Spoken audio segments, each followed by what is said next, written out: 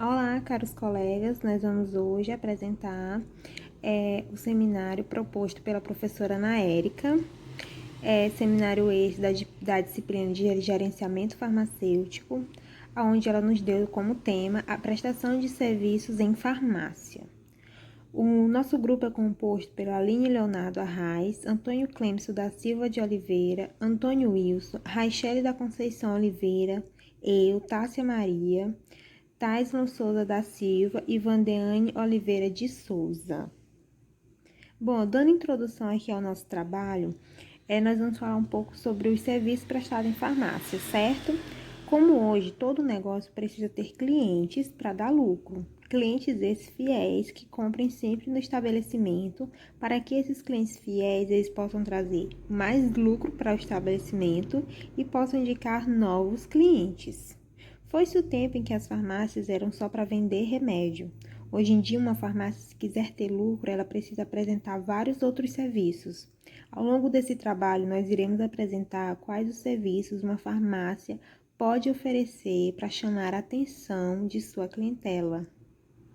Bom, primeiramente nós vamos falar da RDC número 44/2019, que diz sobre as boas práticas farmacêuticas para o controle sanitário do funcionamento, da dispensação e da comercialização de produtos e da prestação de serviços farmacêuticos em farmácias e drogarias e das outras providências. Essa RDC é muito importante para o nosso trabalho, porque é através dela que nós conhecemos quais os serviços uma farmácia pode oferecer para os seus clientes, além da venda de medicamento.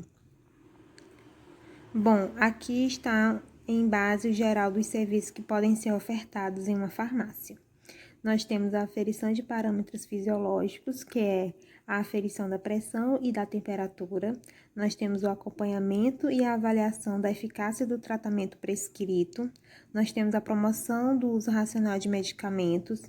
Nós temos os parâmetros bioquímicos, aliás, que é o teste de glicemia capilar e a administração de medicamentos, a nebulização e a aplicação de injetáveis, e também temos a atenção farmacêutica domiciliar.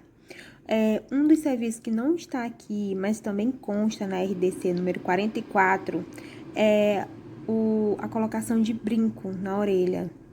Bom, falando agora mais detalhadamente sobre cada serviço, nós vemos para o monitoramento da pressão arterial. Muitas pessoas não têm em sua casa o aparelho para medir pressão, tanto o aparelho manual como o digital. E muitas pessoas sofrem de hipertensão. Pensando nisso, as farmácias elas podem ofertar esse serviço. O que precisa para elas ofertarem esse serviço? Elas precisam do aparelho digital válido para medir a pressão arterial. Esse aparelho ele precisa seguir a portaria do Inmetro e verificar a calibração de 6 em 6 meses nos laboratórios indicados pelo Inmetro. A farmácia também precisa para medir a pressão de fita métrica e de manguitos. Como deve ser o local para medir a pressão? Tem que ser um local calmo, confortável, silencioso e com cadeira para repouso do paciente, planejado para não interferir no efeito do avental branco, um local em que o paciente não se estresse, em que ele não vai ficar sufocado, um local em que ele fique totalmente relaxado. A posição ideal é sentada. Ele deve permanecer sentado 5 minutos antes de medir a pressão. Bom, agora nós vamos para o acompanhamento do tratamento prescrito. Esse serviço ele é muito importante para a farmácia disponibilizar, porque muitas vezes o paciente faz uma primeira consulta no médico e não tem como retornar imediatamente. Então, não tem como ter um acompanhamento daquele tratamento.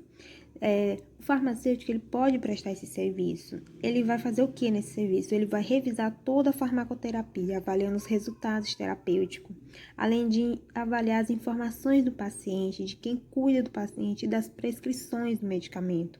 Se o paciente está tomando de forma correta, nos horários certos, se não está tendo nenhuma interação medicamentosa, se a forma de tomar está correta. Esse segmento ele é muito indicado principalmente para pacientes com HIV, com asma, com diabetes e com hipertensão, por ser pacientes que sempre estão tomando medicamentos, sempre fazem uso de medicação. Então, é muito importante esse segmento porque, às vezes, o paciente que tem um diabetes ou hipertensão, ele pode fazer uso de outro medicamento, que vai haver uma interação medicamentosa com o tratamento dele. Então, nesta questão, o farmacêutico ele pode estar orientando o paciente de como fazer o uso correto para que não prejudique o seu tratamento. Bom, aqui também é uma questão muito importante que o farmacêutico deve estar atuando dentro da farmácia, tem que oferecer esse serviço ao cliente, que é o uso racional de medicamento, porque a taxa de automedicação por parte de brasileiros são altíssimas. É um mal que o brasileiro tem, não só o brasileiro, né? As pessoas em si têm de se automedicar, de seguir conselhos de terceiros dizendo que fulano disse que o medicamento deu certo com ele. Aí a pessoa vai lá e compra também, na esperança de dar certo para ela. Então, desde a implantação dos medicamentos isentos de prescrição, os MIPs, o profissional farmacêutico assume um papel ainda mais importante na orientação do usuário para a promoção de seu uso racional. Muitas pessoas se automedicam com os MIPs, sente uma dor de cabeça, já vai comprando remédio para dor de cabeça, sem prescrição. Pode haver uma interação medicamentosa com outro remédio, outro medicamento que aquele paciente está usando. Nessa questão, o farmacêutico deve sim se oferecer para ajudar o cliente a fazer um uso racional da medicação, para evitar até que haja um mal maior ainda sobre esse cliente. Bom, aqui nós colocamos uma tabela para vocês terem uma noção de como são altas as taxas de automedicação no Brasil. Nós temos por idade, que vocês podem reparar que a idade maior é de 31 a 40 anos, cerca de 67% dos entrevistados. O sexo que mais se automedica é o sexo feminino. Infelizmente, as mulheres têm esse mal de se automedicar. A escolaridade, as pessoas que mais se medicam, por incrível que pareça, são aquelas que têm ensino superior. Pessoas, digamos, bem mais estudadas, são as pessoas que mais se automedicam. A distância que eles têm de centros de saúde, os que têm menos de 10 quilômetros de um centro de saúde são as pessoas que mais se automedicam, sendo que eles podem ir sim numa UBS, uma unidade básica de saúde, fazer uma pré-consulta para tomar uma medicação, mas por incrível que pareça, eles se automedicam em vez de ir se consultar. Aqui nós temos também a tabela de pais que automedicam os filhos. A maioria diz que às vezes automedica os filhos sim, mas também tem aqueles que dizem que raramente. Mas em geral vocês podem ver que a taxa de automedicação no Brasil é altíssima. Por isso, o papel do farmacêutico, o papel do serviço prestado em farmácia é tão importante. Bom, aqui nós temos a glicemia capilar.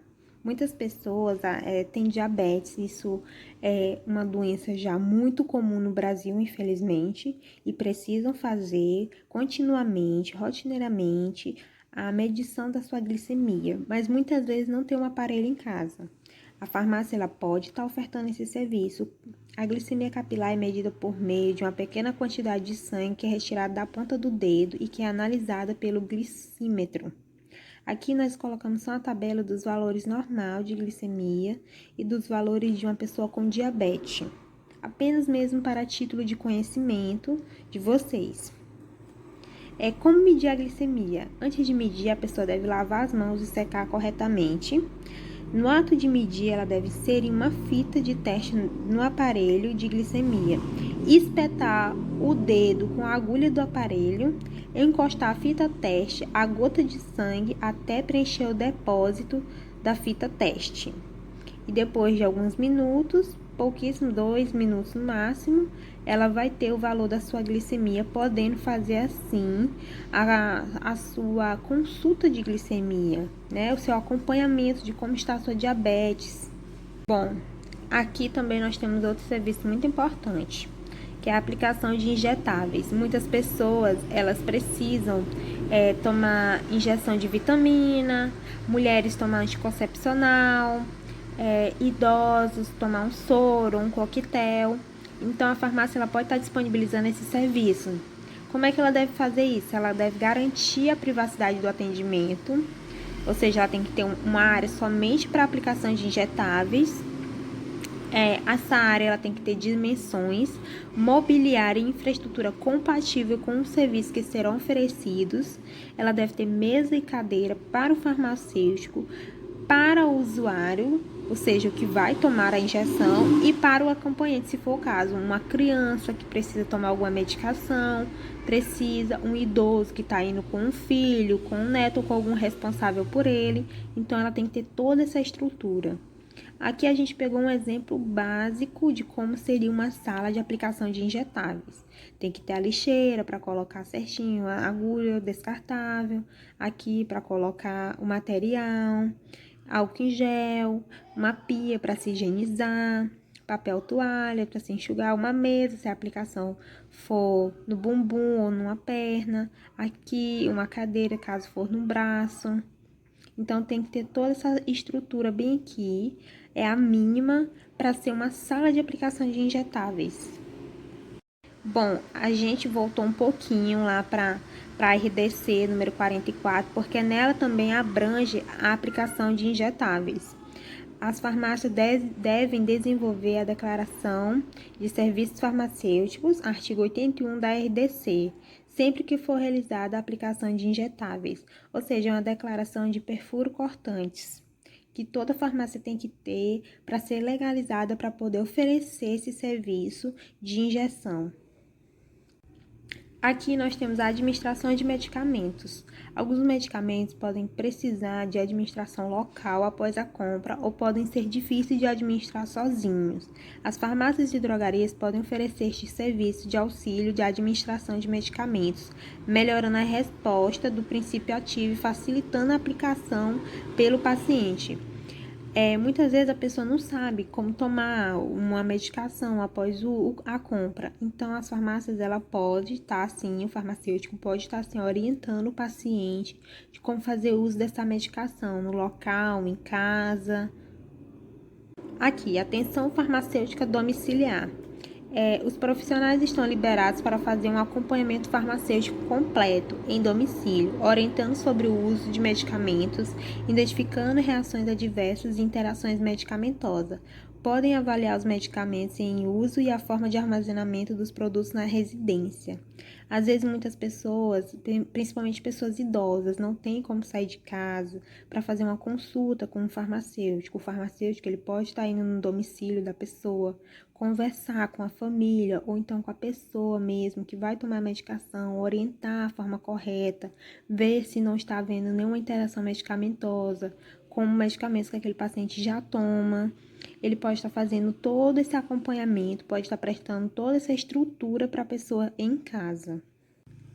Bom, aqui a gente colocou um bônus, né? Que toda farmácia ela pode realizar curativos, pequenos curativos, para fechar pontos cirúrgicos ou então para interromper pequenas lesões que podem ser realizadas com a ajuda de um farmacêutico. Basta levar o material para higienizar o local e os itens de curativo e o profissional vai lhe ajudar a fechar a região com segurança. Outro bônus também são as campanhas de promoção à saúde. As farmácias e drogarias podem e devem participar dessas campanhas que estimulam a promoção da saúde, assim como de maior atenção com a diabetes, controle da obesidade, do sobrepeso, importância da manutenção da pressão arterial, entre outras. Essas campanhas são muito boas porque, além de incentivar o público a procurar tratamento, elas podem também trazer um brilho a mais para a farmácia, podem mostrar que aquela farmácia se preocupa com os seus clientes, com as pessoas, além só do lucro. Aqui estão nossas referências, né, que foram usadas para fazer esse trabalho. E nosso muito obrigado. Aqui a gente colocou essa imagem de final, porque estamos num momento muito delicado, temos que ser bem solidários, temos que ter simpatia pelo outro, então a gente colocou a imagem do fique em casa, vai dar tudo certo, cada um por todos, né? Quarentena, então a gente queria deixar o nosso muito obrigado e passar a mensagem de que, apesar de toda essa pandemia, de todo esse momento difícil, no final vai ficar tudo bem, vai dar tudo certo. E é isso, galera.